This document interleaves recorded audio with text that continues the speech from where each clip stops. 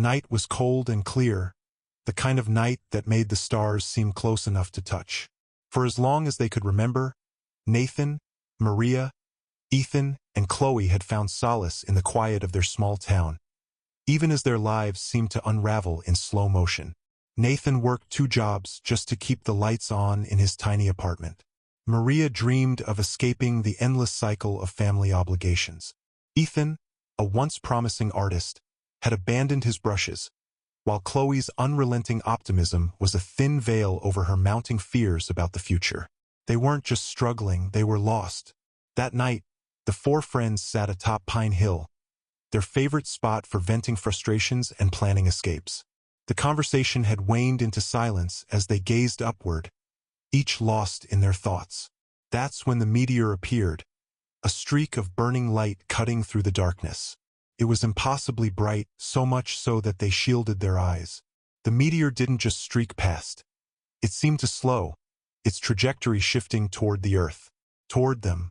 The impact was deafening, a shockwave rippling through the ground and knocking them off their feet. As the dust settled, they stumbled forward, driven by equal parts curiosity and fear. In the crater's center lay a pulsating, crystalline object, its light shifting between hues of blue, green, and gold. Before any of them could speak, the crystal emitted a pulse of energy, engulfing them in its glow.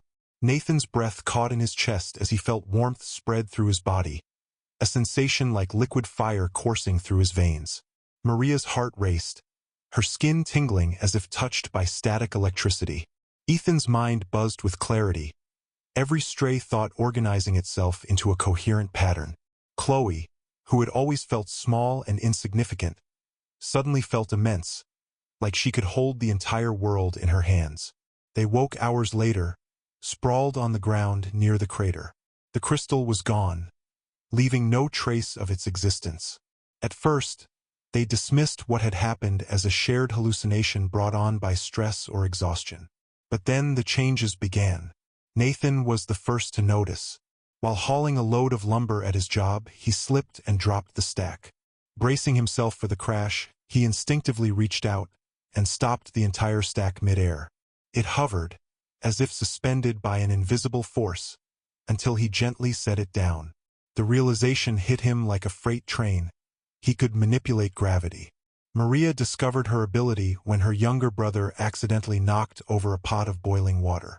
Without thinking, she extended her hand, and the water froze mid-air, droplets suspended as though time itself had paused. She realized she could manipulate time, slowing or accelerating it at will. Ethan's revelation came in a fit of frustration. He had been staring at a blank canvas, his creativity stifled by self-doubt. When he slammed his fist on the table, a wave of light and color erupted from his hand, splashing onto the canvas in perfect form. He could conjure energy and shape it into tangible creations. Chloe's ability revealed itself in a moment of pure despair. Walking home late one night, she was cornered by a group of menacing figures. As fear took hold, she screamed, and the ground beneath her erupted in crystalline growths, trapping her attackers. She could harness the earth, commanding it to rise and protect her. The 4 friends reconvened, their stories tumbling over one another in breathless excitement. What had seemed like an ordinary night on Pine Hill had transformed them. But the question loomed, what now? Their powers were incredible, but they were also dangerous. They agreed to test their abilities in secret, away from prying eyes. Weeks passed and their control grew. Nathan's manipulation of gravity allowed him to leap great distances and lift objects far beyond his physical capacity. Maria could slow time just enough to dodge an incoming punch or speed it up to accelerate healing. Ethan's creations became more intricate, ranging from simple tools to glowing constructs that pulsed with life. Chloe's connection to the earth deepened, enabling her to summon towering walls of stone or coax plants into rapid growth. But their secret couldn't last. The small town had its share of problems, from petty thefts to the occasional violent outburst. One night, while walking home from a late shift, Nathan witnessed a robbery in progress. The thief bolted, shoving an elderly woman to the ground. Without thinking, Nathan acted. He raised his hand, and the thief's escape was halted as the gravity around him intensified, pinning him to the ground. Word spread quickly about the mysterious hero. The elderly woman described her savior as a young man with an aura of power. The townspeople began whispering about the otherworldly events that had been happening lately. Sudden growths of crystal, bursts of light, and moments when time seemed to slow. The friends realized they couldn't stay in the shadows forever. The decision to step into the light wasn't unanimous. Maria argued that exposing themselves would only bring danger, while Chloe believed they had a responsibility to use their powers for good.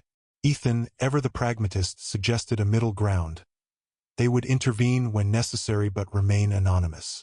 Their first coordinated effort came when a nearby dam threatened to collapse after days of torrential rain. The townsfolk scrambled to evacuate, but it was clear the destruction would be catastrophic.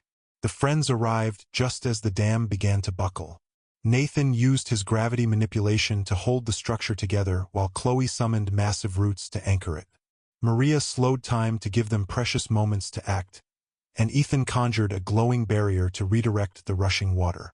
Their combined efforts saved countless lives, and though they vanished before anyone could thank them, their presence was undeniable. As their acts of heroism grew, so did the attention they garnered. News of the mysterious guardians, as the media had dubbed them, spread far beyond their small town. But not all attention was welcome. A shadowy organization known as Orion took notice. Orion specialized in researching and weaponizing extraterrestrial phenomena, and the Friends' abilities made them prime targets. Orion's first move was subtle: surveillance and infiltration. The Friends began noticing unmarked vans parked near their homes and strangers asking too many questions. When Maria's younger brother was nearly abducted, they knew the time for caution had passed. They confronted the agents, their combined powers overwhelming the operatives and forcing Orion to retreat. For now, the encounter solidified their resolve. They weren't just friends with extraordinary abilities. They were a team, a family. They adopted codenames to protect their identities. Gravitas for Nathan, Kronos for Maria, Lumos for Ethan, and Terra for Chloe. Together, they trained harder, pushing their limits and perfecting their coordination. But their powers came with a cost. Each use drained them physically and emotionally. Maria's manipulation of time left her with piercing headaches, while Ethan's creations sapped his energy. Nathan's control over gravity strained his muscles, and Chloe's connection to the earth left her feeling rooted and heavy. They learned to rely on one another, not just in battle but in the quiet moments in between. The final confrontation with Orion came sooner than they expected. The organization launched a full-scale assault, deploying advanced technology and agents enhanced by stolen alien artifacts. The battle raged across their town, leaving destruction in its wake. But the Friends fought with everything they had, their bond unshakable. Nathan crushed enemy drones with gravitational fields.